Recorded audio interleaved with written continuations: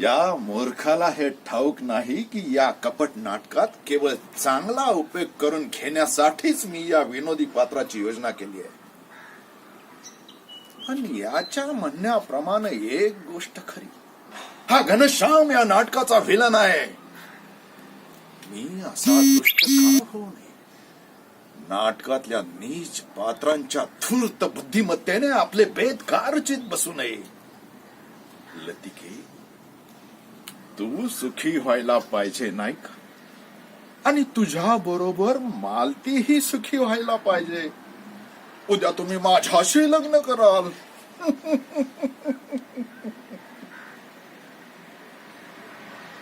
लतिके,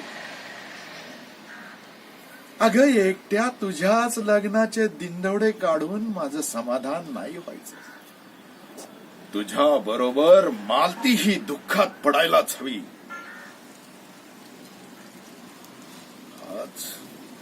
आज त्या धनेश्वराच्या उर्मट पोरीनं माझं मानिमन आपल्याकडे ओढून घेतलंय.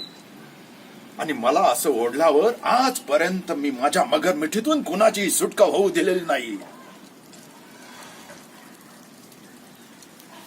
महेश्वराच्या गळ्यात मालतीची थोंड बांधली तर नाही. प्रेम कल्पनांनी पिसाळलेला तो मुलगा कदाचित तिला आपल्या गळ्यातला तन्मनी करील. नाही लतिके, हे समाधान मी तुला लाभू देणार नाही.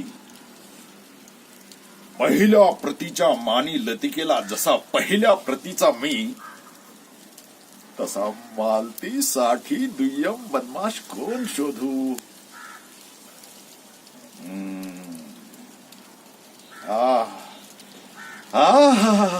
लतिके, तुझा पाजी आणि रंगेल बाप असल्यावर दुसरा कोण कशाला हवा? वा, नुसत्या कल्पनेनेच मी ब्रह्मानंदात रंगून गेलोय. वा, कर्तबगार बुद्धिमत्तेच्या नीच वृत्तीची दशा काही और असते नाही. पण यात वाईट होतंय ते फक्त एकच, या प्रकाराच्या मुळाशी असलेली धुंडी राजाच्या स्वभावाची माहिती त्याने आपण होऊन मला सांगितली.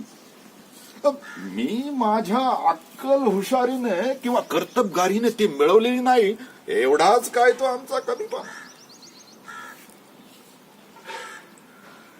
मालतीला उचलताना धुंडी राजाचं प्रेमळ मन दुखावलं.